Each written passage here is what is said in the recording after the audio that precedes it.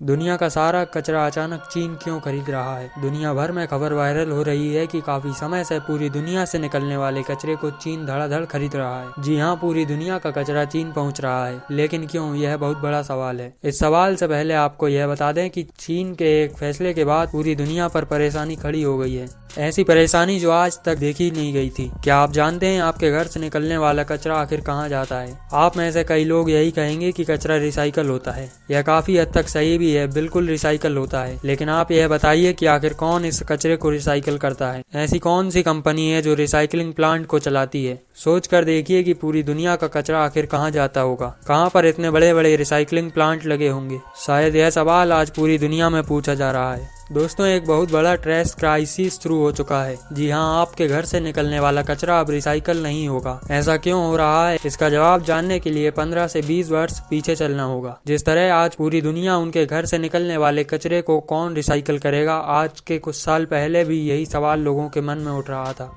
उस समय पश्चिमी देशों ने रिसाइकलिंग प्रोसेस को एक्सप्लेन किया था और इसे शुरू भी किया था। गली मोहल्लों में अलग अलग डस्टबिन लगाए गए थे, लोगों को जागरूक किया गया। उन्हें कौन सा कचरा कौन से रंग के डस्टबिन में डालना है, लोगों को जागरूक करने के लिए कई तरह के एड्स भी चलाए गए। टेलीविजन, रेडियो पर, मीडिया प्लेटफॉर्म पर भी इसके बाद सारा कचरा इकट्ठा हो जाता था।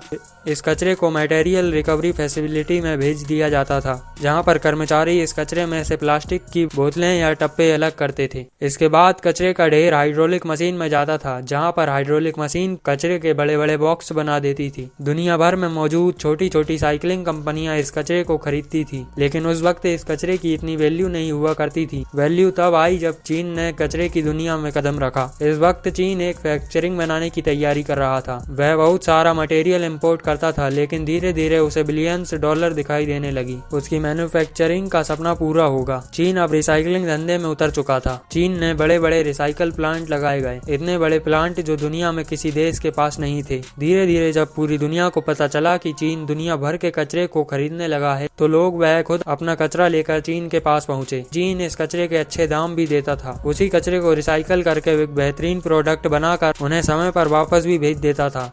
चीन ऐसा इसलिए कर रहा था क्योंकि चीन में लेबर बहुत सस्ता था, वर्कर्स की वहां पर कोई कमी नहीं थी। इस वजह से कम लागत लगाकर चीन कचरे को रिसाइकल करके फिर नए प्रोडक्ट बनाने में लग गया। फिर एक ऐसा वक्त आया जब पूरी दुनिया का 70% कचरा चीन के पास पहुंचने लगा। इस बात का अंदाजा इससे लगा सकते हैं कि सन 2016 में यूनाइटेड स्टेट ने 7 मिलियन टन कचरा रिसाइकल करने के लिए भेजा था।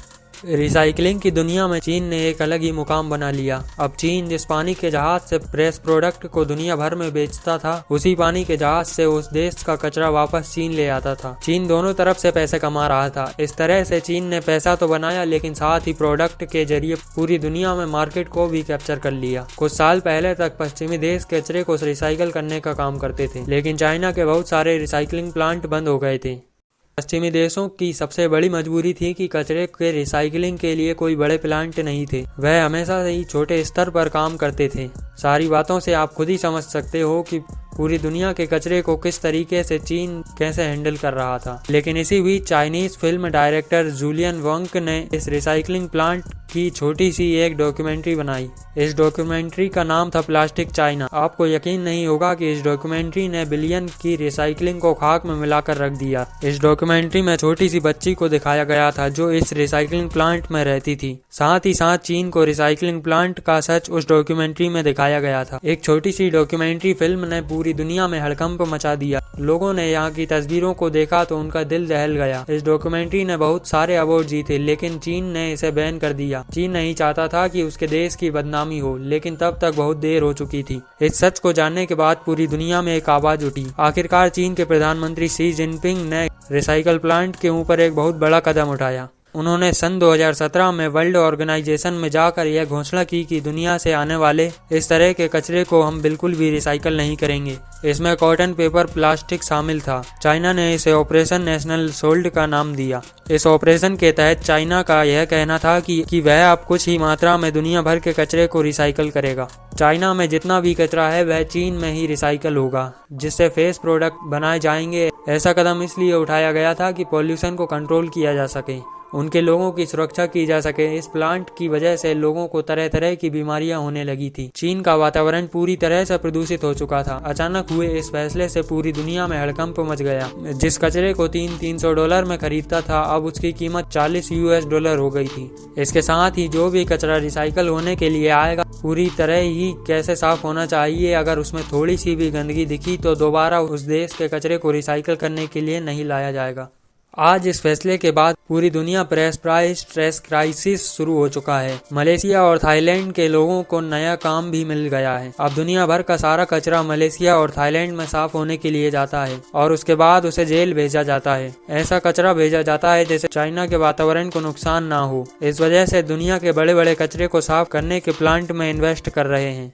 दोस्तों, उम्मीद है कि इन सभी सवालों से आप समझ गए होंगे कि चीन आखिर इतने सारे कचरे का क्या करता है और किस तरह से हमारे और आपके घरों से निकाले गए कचरे का इस्तेमाल किया जाता है। वैसे दोस्तों, आपका इस बारे में क्या ख्याल है? अगर आपके पास कोई राय हो तो हमें कमेंट में लिखकर जरूर बताएं। और साथ ही हमारी वीडियोस अगर आपको पसंद आते हो तो हमारे चैनल को सब्सक्राइब कर बेल आइकन को भी प्रेस कर लें। चलिए मिलते हैं अगली वीडियो में। तब तक आपका इस वीडियो में अंत तक बने रहने के लिए दिल से धन्यवाद।